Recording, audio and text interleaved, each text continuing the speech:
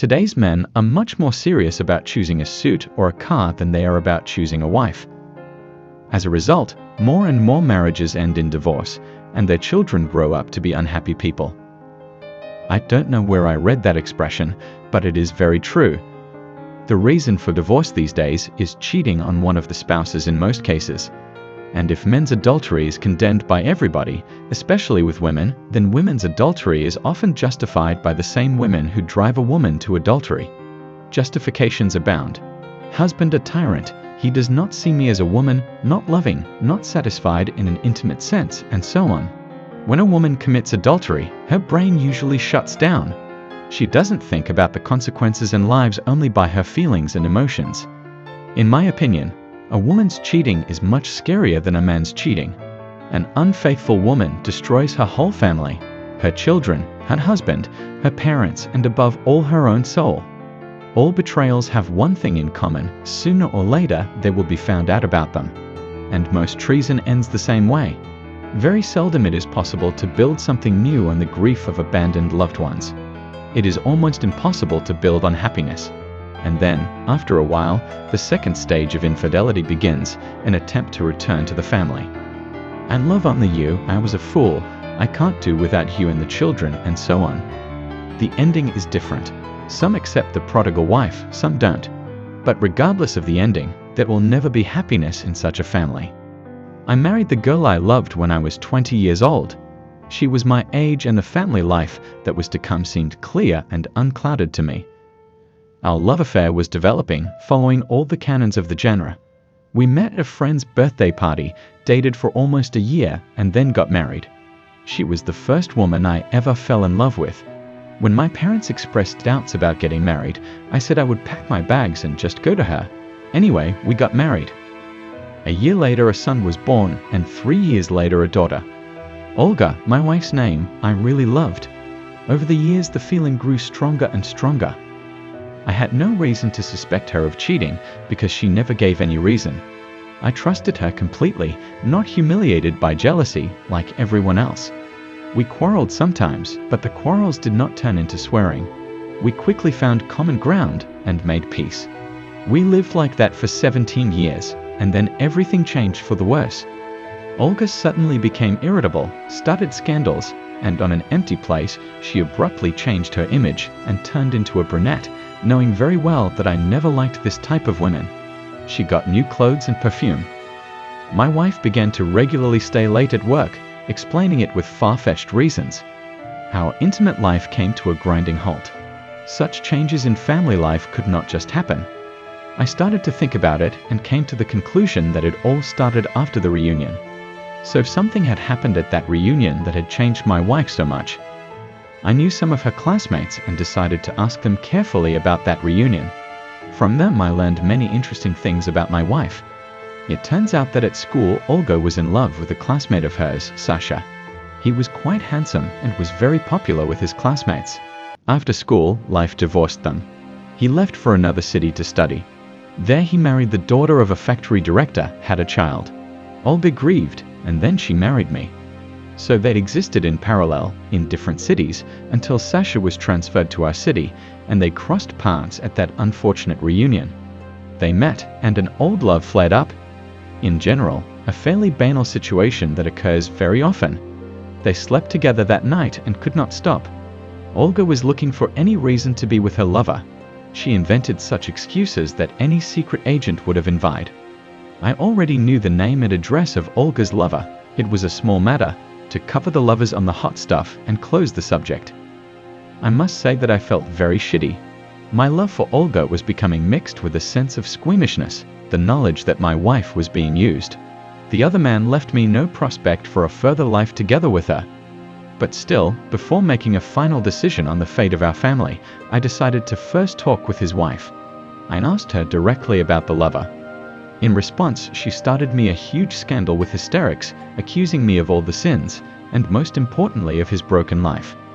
Not only did I ruin her life, but I dared to question her honesty about women in the name of treachery. I waited a couple more days, and one evening, when my beloved was once again delayed at work, I arrived at the address where my lover lived. He opened the door for me himself, and in response to my question where, He nodded toward the kitchen. Olga was sitting with one leg propped up on a stool drinking tea. On seeing me, she sort of flinched and said angrily, "Why did you come?" "I love him." Just like that, without any preamble. Basically, it was all clear to me, but I made one last attempt and tried to remind her about the children. But she said that the children would stay with her and her new lover, but let them live with me for a while until they got their lives together. I no longer had the energy or desire to continue this conversation. I told my wife that I would not talk about it anymore, that this was the last conversation we would have. I would file for divorce myself. Olga turned away, letting me know that our conversation was over.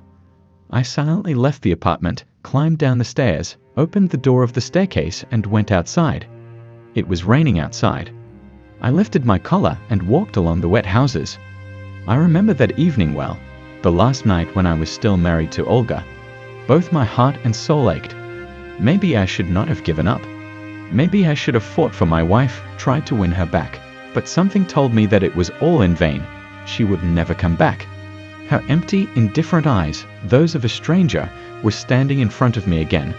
When I arrived home, I explained to my children that my mother had gone on a long business trip. I dared not tell my children the truth, though I knew that I would have to do it someday. But my son asked me, "Mom left for another husband." I nodded. He hugged me, and we sat like that into the night. The next day, I filed for divorce. 2 months went by. There was still a lot of red tape to go through. We were given time to reconcile. The children lived with me. All this time, Olga was in no hurry to make them happy with a new father. One evening, my ex-wife came to me. She announced to me that she had left her Sasha because, in her words, she realized that she had never loved anyone but me. "Please forgive me, do what you want with me, but just don't persecute me." I silently listened to her and explained that her former husband had died there that night in her lover's apartment. I also said that I would not prevent her from seeing her children, but that I would never live with her. Olga looked at me with eyes inflamed with tears. In them, I saw both pain and remorse, and the former love of the last. I managed to hold myself together. And Olga left the same evening. She swallowed pills, trying to do something very bad. But a neighbor called an ambulance. Olga was saved. Her parents took her home from the hospital. Several times she called me and asked for forgiveness, but I was still adamant, though my heart and soul hurt a lot. I still loved her and understood that I would never be able to love anyone like that again. Olga now lived with her parents, regularly visited her children, and tried to establish some kind of relationship with me, hoping that I would still forgive her and we would be together.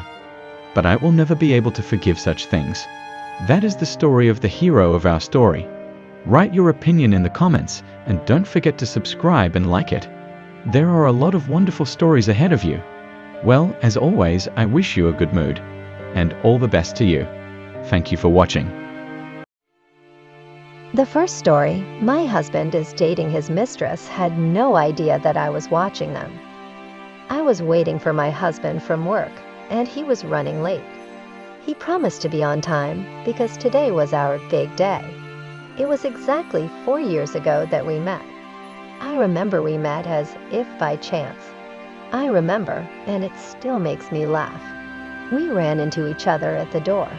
I dropped the phone from my hands, and it was good that it was not broken, and I also spilled coffee on it. One word at a time, and our relationship began to develop rapidly.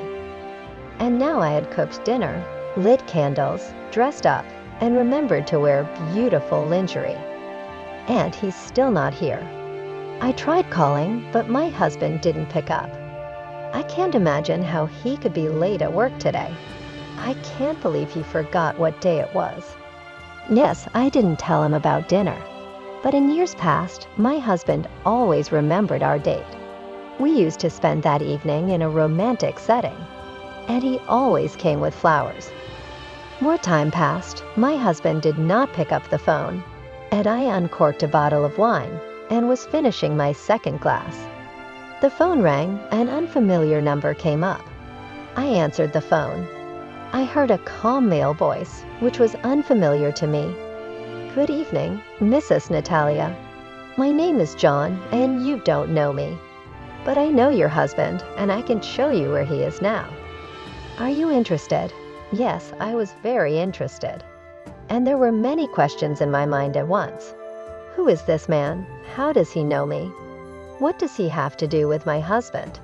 And in fact, where is my husband, since he has forgotten our date? I replied to the man that I wanted to know where my husband was at the moment. Immediately a picture came to me. It showed my lover sitting with some girl at a table in a cafe. They were laughing and looked very happy. And the girl was beautiful. You can't even criticize her. Could it be that this photo was taken today? As if reading my thoughts, the man on the phone asked if I could hear him. Oh, I didn't even turn off the connection. I hope I didn't say anything out loud. Yes, I answered quietly. Honestly, my mood had dropped, and I felt kind of devastated.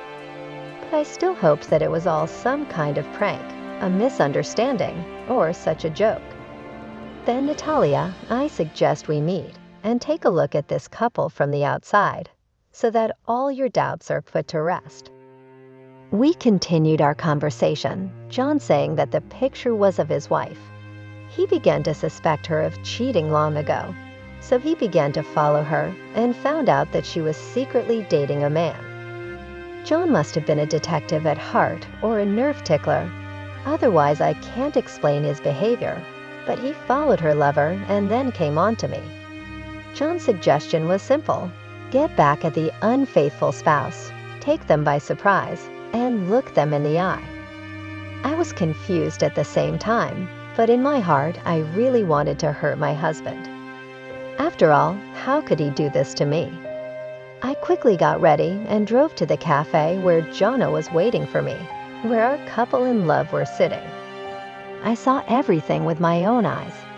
We were standing in front of the cafe, hiding under the shade of a tree, even though it was the middle of the evening.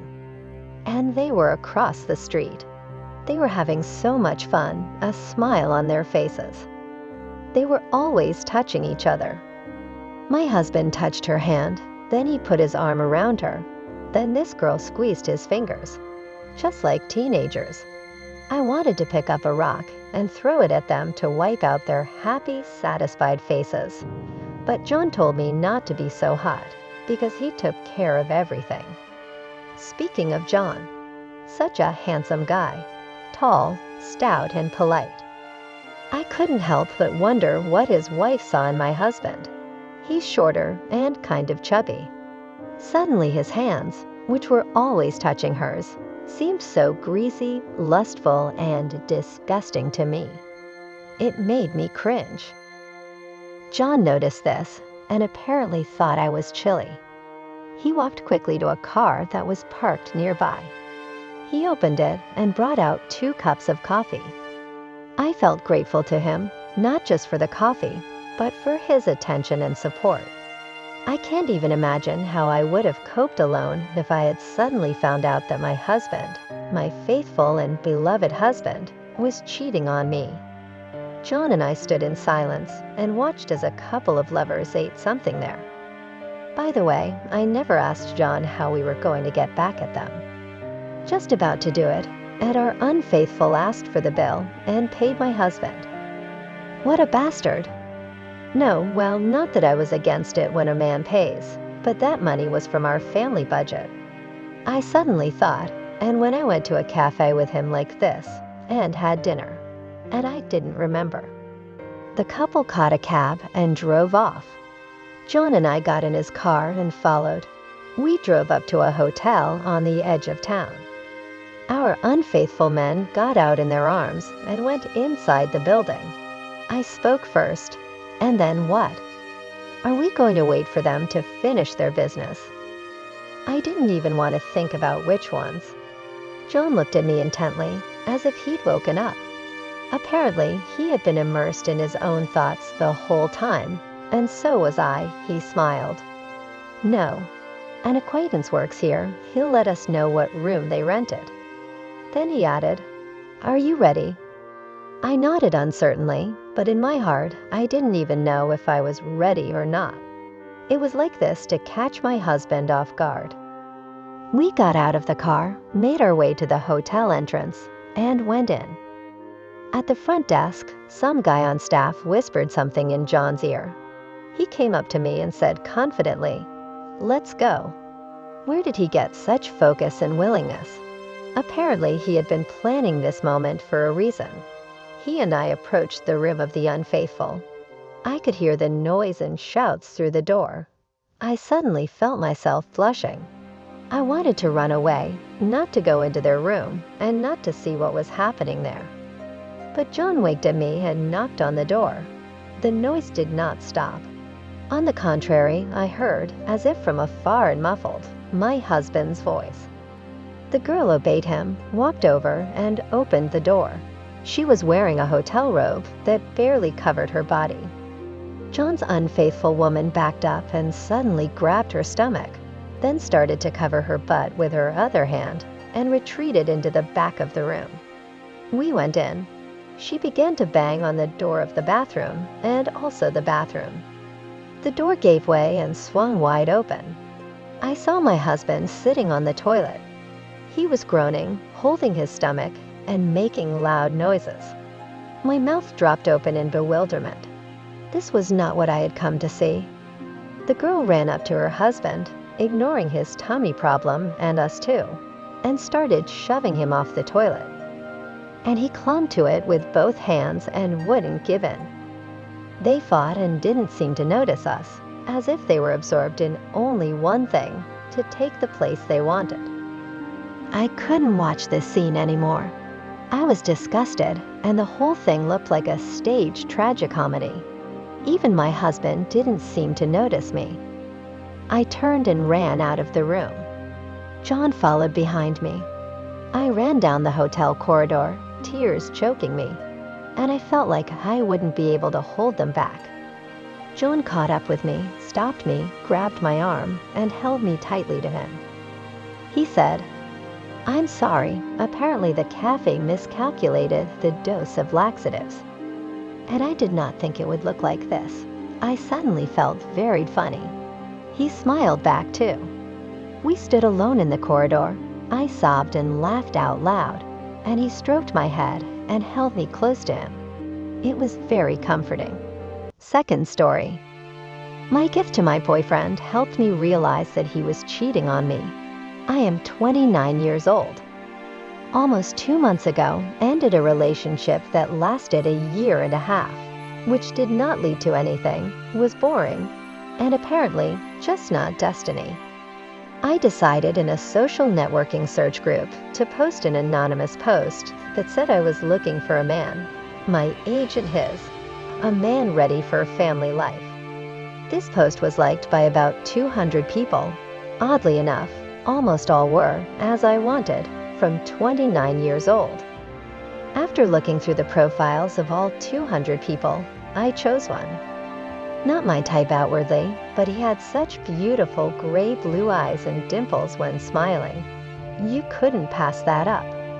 We met, and on October 16 we met.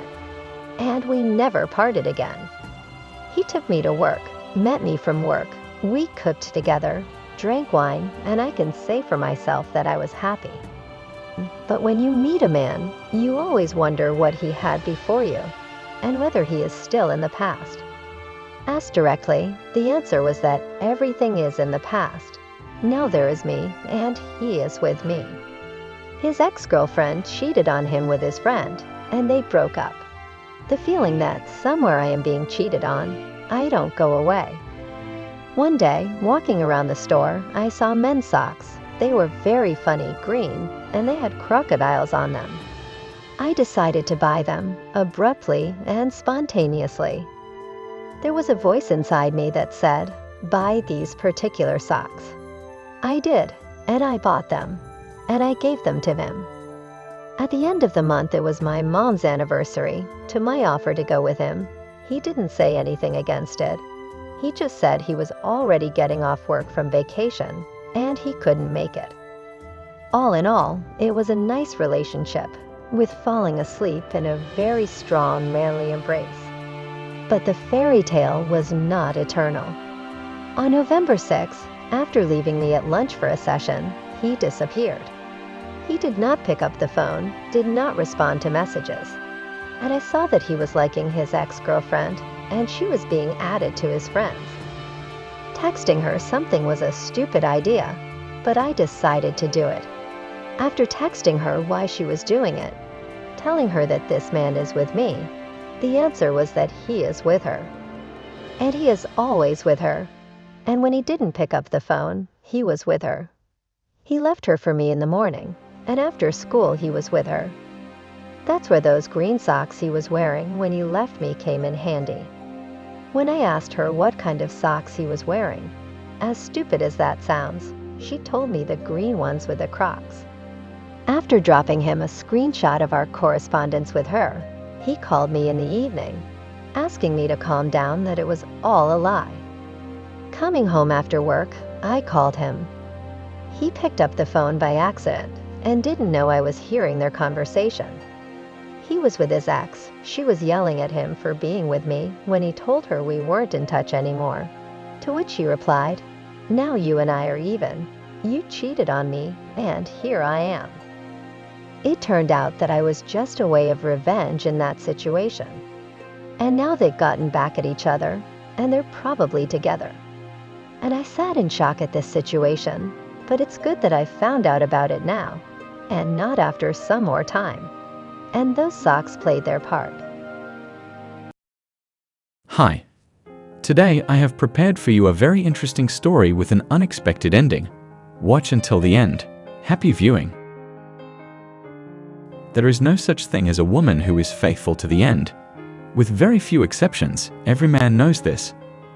Only one worries, the other makes peace, and the third tries his best to ignore it. I lived with my wife for 40 years. We got married when I was 20 years old, and she was 19. Things happened, and fought, and made up, but I was sure that in all that time we never once betrayed each other. Nevertheless, wherever fate threw me, she was always there for me. We had 2 beautiful children, a son John and a daughter Catherine. Now they are adults, both with families and children of their own. I was sure we had a peaceful old age ahead of us, surrounded by our beloved grandchildren. I am a doctor. I served 25 years in the army, reached the rank of colonel in medical service, and it has been 10 years since I retired. To this day, I continue to work in a private clinic. To tell the truth, I do not often hold a scalpel in my hands. My wife also still works in an advertising firm. She is a designer by training. We have no problems with finances, and we just worked for our own pleasure. I've been to a lot of places during my service. I was in Africa, almost a year in Mongolia, Vietnam, but I hardly ever saw those countries. The job of a doctor is almost round the clock. But every time I came home, I knew my loving wife and children were waiting for me. At least I thought so. Alas, as it turned out, that was just wishful thinking. Despite my age, my wife managed to maintain her natural beauty. She always took care of herself, which allowed her to keep her girlish figure and face without a single wrinkle. When we walked side by side, she was mistaken for my young mistress. The contrast was too stark. A young blonde and a gray-haired, mature man. A major with a young mistress. My wife was very amused by this contrast, and it flattered me too. But as it turned out, I was having fun for nothing. It all happened one rainy November evening. Have you ever noticed that the events that change our lives for the worse happen on rainy autumn evenings? It's as if dying nature is trying to drag us down with it. It was late fall. I was sitting at the kitchen table going through my papers looking for my medical records. I was due for a checkup at the health center on Monday, and I needed to find my immunization records. My wife wasn't home. She had gone into town in the afternoon to buy groceries and cook Sunday dinner for us. I went through my old papers for a long time and suddenly found something that really shocked me. It was an excerpt from my wife's book. It dated from the period when I was on a long business trip and hadn't been home for a year. Just 4 years after the birth of my daughter's discharge, it was about my wife's pregnancy and premature birth. Tests and ultrasound results. It turns out that she had a premature 6-month-old baby at this time. After 3 days, he died. Next came the tests on her and the baby. Blood type, rhesus factor, and so on. So the baby was R negative and blood type 3. I felt like at least a closet had collapsed on me. There was no way I could be the baby's father. Nastya and I are blood type O and I positive, so our baby together couldn't have those blood types. Only type A and rhesus positive. And finally, the baby couldn't have originally been mine because I just wasn't in the country at the time. I stared blankly at the discharge form for a long time and had no way to piece together the thoughts that had escaped. My wife was unfaithful to me. While I was away from home, she managed to get pregnant and almost had a baby. But by whom? Until half an hour ago, I had been sure that I had a solid family, a loving wife, and an impeccable future. Now there was only ruin behind me. Finally, I managed to pull myself together. I carefully put the certificates back where they belonged, and I hid the statement I had found. The most important thing is to calm down. The fact that Nastya was cheating is a documented fact. Frankly, I had a desire to have a showdown immediately after the return of his wife, but I wanted to sort everything out first. The kids were all clear here. Both John and Catherine were blood type O yes, and so it was obvious that they were mine. They both looked like me young. I had no doubts. I was their father. But the thought didn't make me feel any better. I couldn't understand why she did this to me. We had married for love, and I had been courting her for almost a year. Other women did not exist for me, although I had an attractive appearance and was not deprived of the attention of the opposite sex. But for me all my life, there was only one woman. During our life together, I tried to surround my wife with care and attention. Sometimes it seemed to me that I had no other single life. My wife was everything to me and more. I went out to the balcony for a breath of fresh air. When I looked down, in the light of a dimly lit street lamp, I saw a car pull up outside our doorway. After a while, my wife jumped out of the car and a man followed her. He opened the back door and took out some packages. My wife gave him a quick peck on the cheek, took the bags and went into the driveway. The man flopped down in the driver's seat and the car slowly drove out of the yard. The farther away, the merrier. The front door lock clicked. My wife's voice sounded unexpectedly loud, and I realized that I couldn't stand it and started to figure things out right away. She kissed me on the cheek, and I heard the fresh smell of alcohol. I tried my best to speak calmly. She looked at me with some kind of unfamiliar look.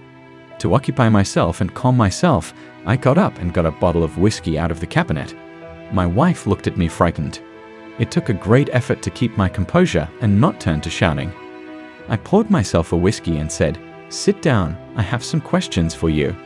I pulled the ill-fated transcript from under the table. "Explain what it is." I placed the document in front of my wife. She carefully turned a few pages and quickly jerked her hand away. She looked up at me with eyes that began to fill with tears. She was silent for a while, and then suddenly she said in a surprisingly calm voice, "It had to happen sometime, and maybe it's a good thing it happened now." In an even calm voice, she told me that in my absence, as she emphasized, a very long absence, she had met a young man whom she had fallen in love with. He was 11 years younger. She couldn't help herself. At first, she ran to him for a date, and then she took the kids to her mother's house, and he moved into our apartment with her. They started living like husband and wife, and from the ethereal love sessions, she got pregnant and he proposed to her. To her, a married woman, the mother of my 2 children. She even secretly hoped that I wouldn't come back at all, and then everything would work itself out. They would get married and be together, but it didn't work out. The baby was born premature and died 3 days later. She burst into tears at this point.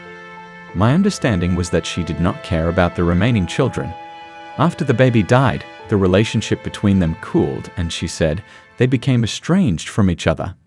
Then a young woman appeared on the horizon, and her lover finally left her in pursuit of new adventures. When I returned, she met me as if nothing had happened, and all the years that followed she diligently played the role of loving and caring wife. I was shocked. To be honest, for a while I lost the ability to think and speak at all. I stared at the wall in silence, and not a single thought crossed my mind. I just stared blankly at one point, but that wasn't all. 6 months ago, her heartfelt friend showed up in our town. Passion flared with renewed vigor. Turns out she had loved him all these years, and my wife fell into his arms. Anyway, they have been dating all this time, and she wants to start a new life in which there is no place for me. She lived with me for 40 years, gave me her best years, and now that the kids are grown, she wants a fresh start with the person she loves. Saying all this, she knew full well that with every word she said, she was just killing me. For a second, she reminded me of an executioner indifferently doing his job. For so many years, she'd been trying to trick me. If I had not found the statement, I probably would not have guessed anything further. Without saying a word, I got dressed, threw some things in my bag, and went out. Autumn was waiting for me outside. I breathed in the damp air with my chest full. I threw my bag on my shoulder and slowly wandered down the sidewalk covered with yellow leaves. I felt like smoking. I gave up smoking 20 years ago at the request of my wife. She was very concerned about my health, and it was quite late. The city was trying to forget itself in an anxious sleep. The windows of the houses were barely lit, and only the streetlights came down with a dim glow. I walked slowly past the black houses, trying not to slip on the wet fallen leaves. "Man, do you have a smoke?" I turned around and fell into darkness. Bright light burst into my eyes. "Well, finally," a man's voice said from very close by. I turned my head with difficulty. "Welcome back." My boss, not hiding his joy, looked at me. "Aya." The words were hard for me to say. "Yes, you're in our clinic. Tonight you were taken to the emergency room with a brain injury. We took you in and operated on you right away. The surgery was successful, and you are back with us. Your children and your wife we informed." The latest events made my heart clench again. My wife. I no longer had a wife. 2 weeks later, I was discharged. My ex came to see me twice, but I refused to see her. At first, I rented a small apartment not far from the clinic where I worked, and began to get used to single life. The breakup with his wife had a twofold effect on me. On the one hand, of course, the pain of betrayal, and on the other hand, some still unclear prospects. Then there was a divorce, and I was left not only without a wife, but without my home. The children took a neutral position, but it was clear that they were more on their mother's side. I began to operate again. In my work, I tried to numb the pain of my soul, and I succeeded. About 2 months later, an old friend called me and asked to meet. "Remember a few years ago, I borrowed a large sum from you?" He started the conversation. I remembered it. 3 years ago, a comrade had borrowed a rather large sum of money from me. He was having serious problems with his business and asking for help. I had just sold my mother's apartment at the time, and I had the money. When I gave it to my friend, I did not specify a deadline for repayment, realizing that the friend simply could not pay the money back immediately. "Thanks for helping me out back then. I invested your money in the business, and as of today, it's paying good dividends." He held out a bank card to me. "This is my debt with interest. It's 5 times the amount you lent me back then." Yes, that was very helpful. I bought myself a small cottage not far from the city and a car. I had no time to do the housework, so I hired a helper. She was almost 15 years younger than me. She was quite a young woman who had already been married. She had lived with her ex-husband for almost 20 years. They had no children due to her infertility, and her husband eventually left her for someone else. A neighbor told me all this. The employee herself did not talk about it much. I had no plans with her. She was nothing more than an assistant. Almost half a year passed like that. One day I was chopping wood and I felt sick. I had a terrible headache and I fainted and woke up in the hospital. She was sitting next to my bed. She was the one who called the ambulance when the doctors arrived. She sat holding my head in her lap. I was fine. Cranial brain injuries just don't go away that easily. After that incident, I began to look at her with different eyes, and only now I realized what a beautiful woman she was. Somehow, our relationship naturally evolved into intimacy. At one point, I asked her to marry me. We got married in the fall. I knew we couldn't have children, so I felt free to make love to her.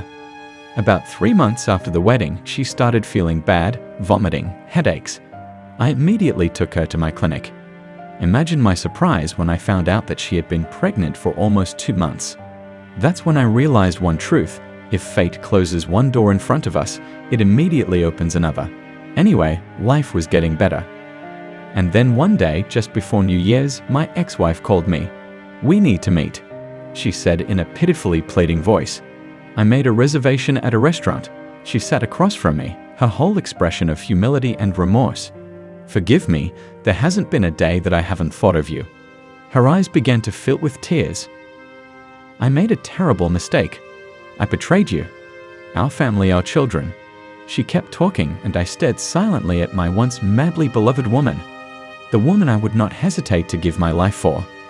The woman who, without hesitation, had twice cynically betrayed me. The woman who lied to me for 20 years. The woman who cut me out of her life and left me for another man. And now she has suddenly come to her senses and is trying to get back with me.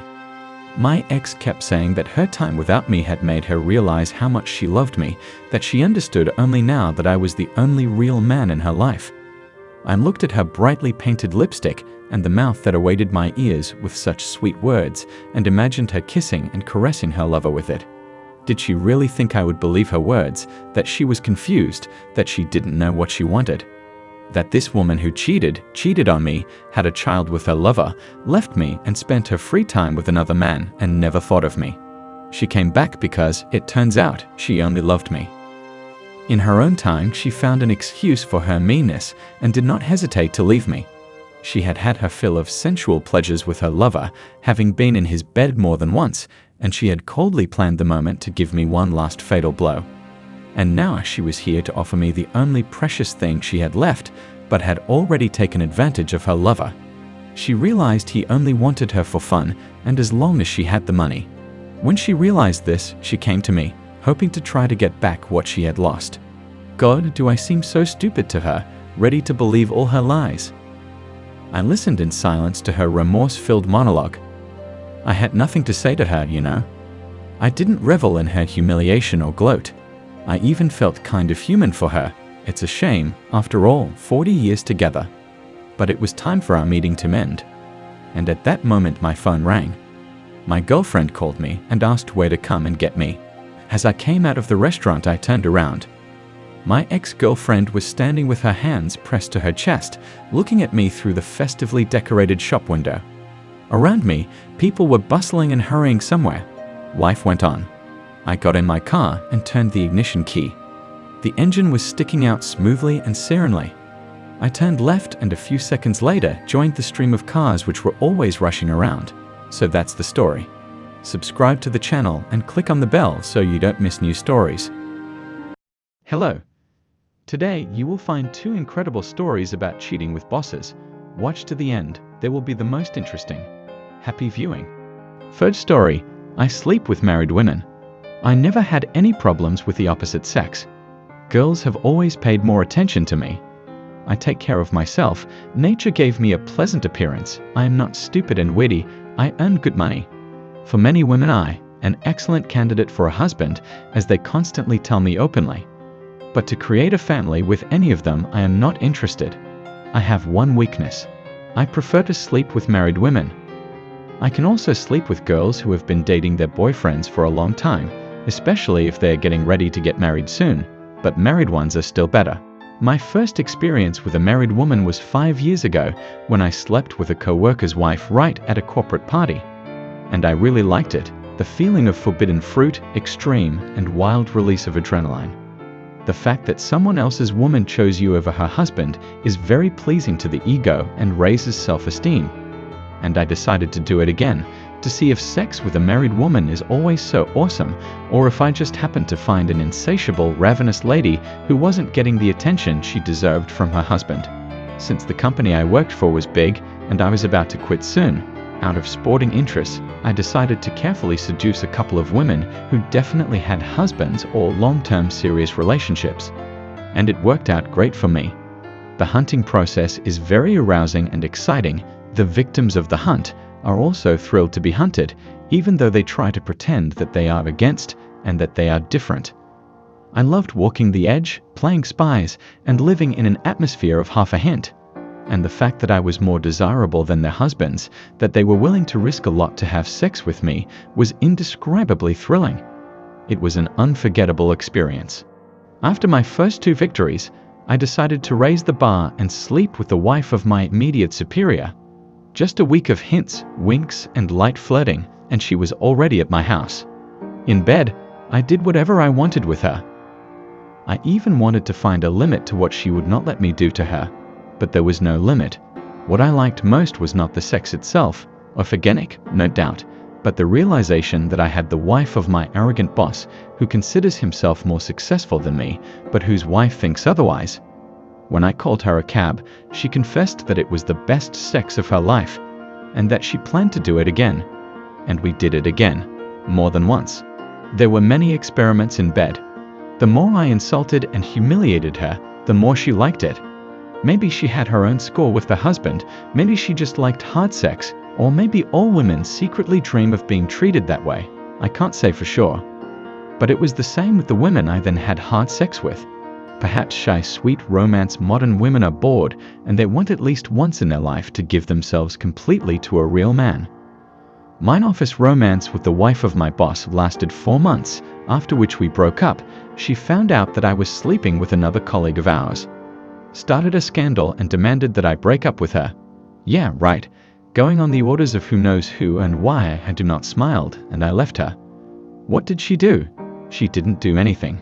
Not her husband to complain to, really. Here is another advantage of a relationship with a married woman. Such a relationship is easy to terminate at the moment when it benefits you, avoiding unnecessary scenes and tantrums. Although I made the right conclusions from my relationship with this temperamental lady and no longer have mistresses among my colleagues at my current place of work. Soon I found a better job, quit my job, and gradually all sexual contact with colleagues came to naught. But I like sleeping with married women very much. Free girls no longer attracted me. I had to do something, somewhere to look for new females. The internet was the answer. At first I tried to look for mistresses on dating sites, but there were few adequate, but it was easy to run into professionals who loved money but not sex. Social networks are another matter. Bored housewives are a dime a dozen there, you just need to know how to look for them. At first I did not know how, but I quickly learned how. When you do what you love, you don't notice obstacles, you only see opportunities. I soon noticed that I liked sex in a woman's home, especially in the bed where they slept with their husband. Strangely enough, this is taboo for many women. That is, you can do whatever you want in bed with her, but not in the marital bed. The more interesting it was to overcome their resistance. It takes time, but everyone agrees, you just have to find the right arguments. So you go to her and her husband's apartment, undress her, put the slut on their bed. Anyone who has not experienced this will not understand what a rush it is, how much adrenaline and endorphins you get. After this experience, ordinary sex with a typical girl who wants to get married is boring and unbearable. Sometimes I wish the husband of one of my mistresses would catch us hot. I want to see how they will get out of it, how they will make up excuses for themselves and hang the responsibility for their lust on their husband's horns. After reading women's confessions of adultery here, I wonder how many cuckolds there are who'd forgive their wives and girlfriends, giving in to their false remorse, promises, and entreaties. To forgive adultery is not strength, not an indication of love, and not nobility, as cuckolded women try to portray it. It is cowardice and failure of a man, and there is no other name for it, no matter how hard you try. I want to make it clear that I do not consider myself a good man or a role model. My sexual preferences are probably an aberration and unacceptable to most people. I am not encouraging anyone to be like me. I am not proud of my behavior, and I am not bragging. I just wanted to speak out and show you why cheating can't be forgiven, no matter what the lady who was caught in bed with another man said to justify it. Second story. The relationship with my husband's boss. My husband and I had known each other for many years. My husband, my boyfriend at the time, had been a graduate student abroad for several years, and I had been waiting for him at home. We met on vacations. I sometimes suspected that he might have girlfriends there, but the more I got to know him, the less I doubted him. He was soaring in the clouds, in science, and no one he needed. Nobody but me. Eventually, he defended himself and came home. He didn't want to live apart anymore. Found a job, started living together, and were going to formalize a relationship. The main problem was that my boyfriend was already used to living in the West, and it was hard for him to live in Russia again.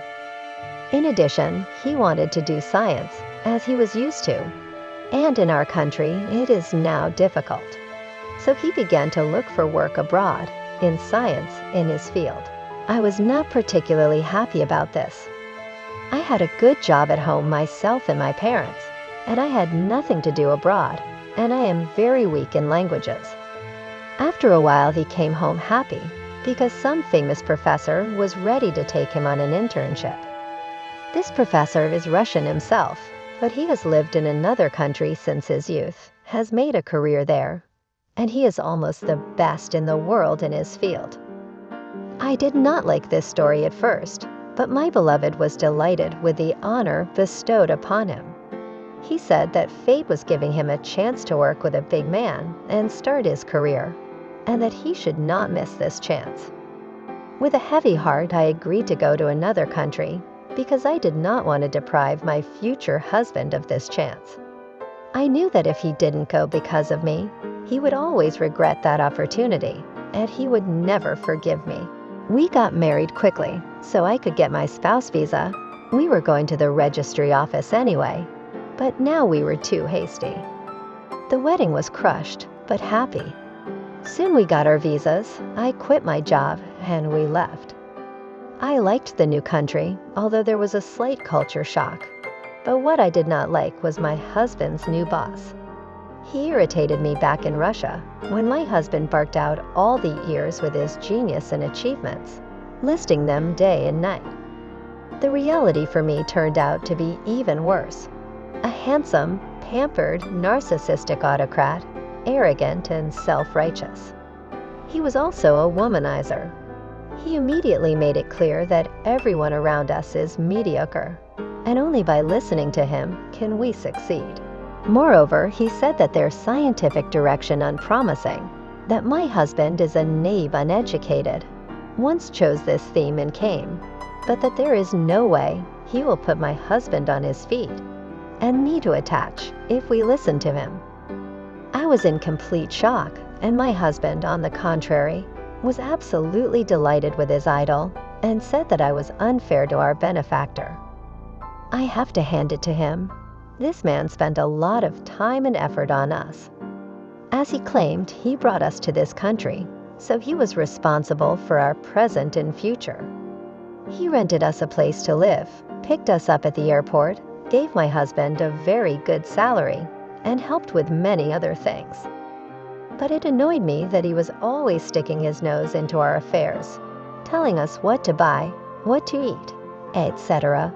My husband objected to me that the professor was only giving the right advice. This was indeed true.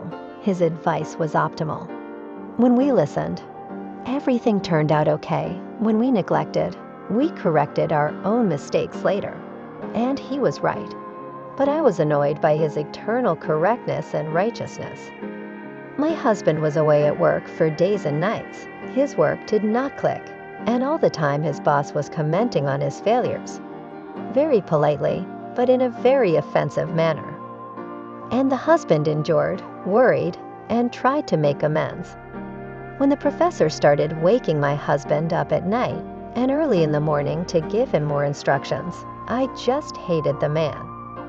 One day I brazenly answered his call myself, saying that my husband and I were in bed, and asking him not to disturb me after hours. My husband was horrified, and the professor laughed back that I was a stroppy girl, but if I listened to him, he would make a good scientist's wife out of me. I couldn't work, so I had a lot of free time. I took courses, kept house, helped my husband as much as I could.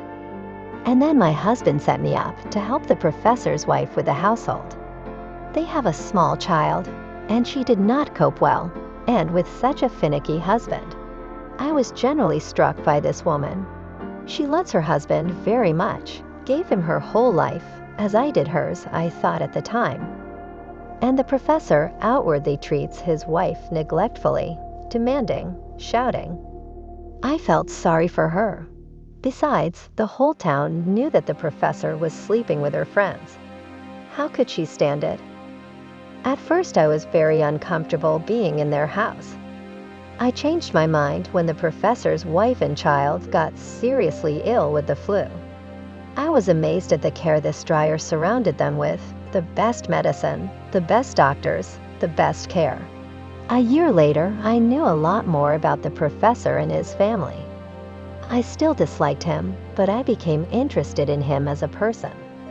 It turned out that he was not a braggart and a tyrant, but a perfectionist. Everything he touches has to be the best it can be. The apartment must shine clean, the clothes must be comfortable and beautiful, the food must be healthy, and the science must be the most advanced. And this requires great sacrifice from himself and from those around him. I realized that he really is a very big scientist, getting big grants and being published in the best journals. He is ruthless in dealing with his competitors, but takes care of his people day and night. I saw for myself how he saved my students' defense. It's the same with everyone. He does not pity his colleagues, scolds them, makes them work hard, but he does not spare himself to help them either. My husband has made great progress in a year, has published 2 very strong papers, has mastered many new things, and now he has good prospects for his own academic career. So the boss's late-night phone calls were not in vain. I also learned to separate the professor's bravado from serious criticism. I realized that he adores his work, but for some reason hides it behind a mask of cynicism.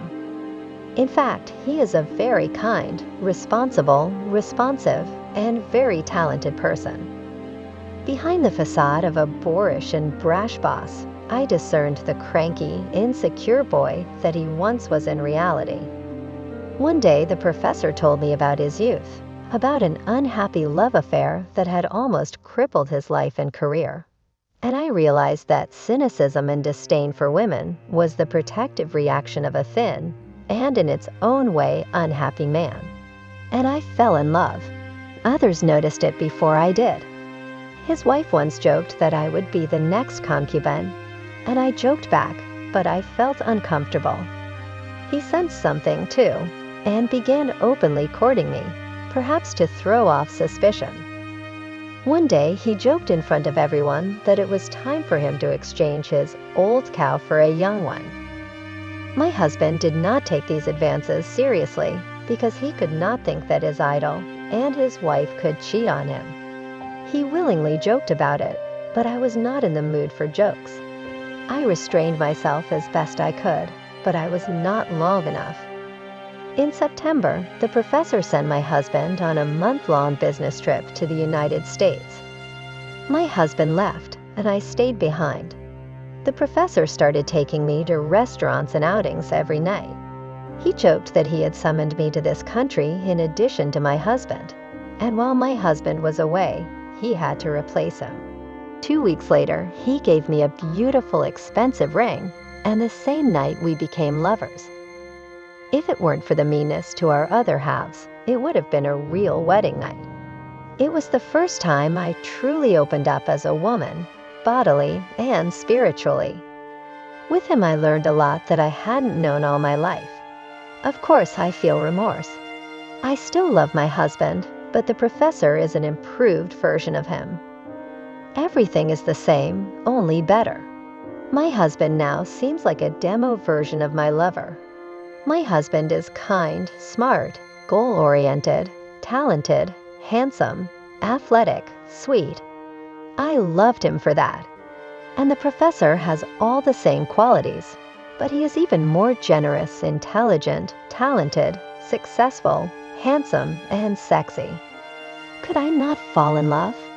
After all, the professor is my husband's idol. My husband dreams of becoming one, takes his example. So I fell in love with his idol, his ideal. 4 months I'm between them. Realistically, I love the same lover in 2 faces. It is mean, but there is no beautiful way out of this situation. I have pondered whether to leave my husband or break up with my lover and go home alone, but for a number of reasons, all of these exits are unacceptable. My husband doesn't have a clue about anything. He loves me as he used to, trusts me, and is idle like a god. It is all the more impossible to open his eyes to our relationship. It might break him morally. The professor is of the same opinion. He feels guilty about my husband.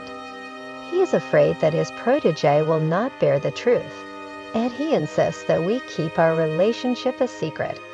Sooner or later, a decision has to be made.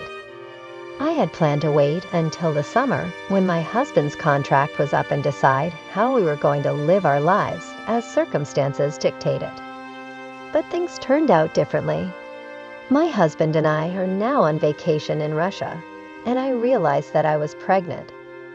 No one knows about it yet, neither my parents nor my husband. But the decision whether to keep the baby or not has to be made right now. And I can't decide this on my own.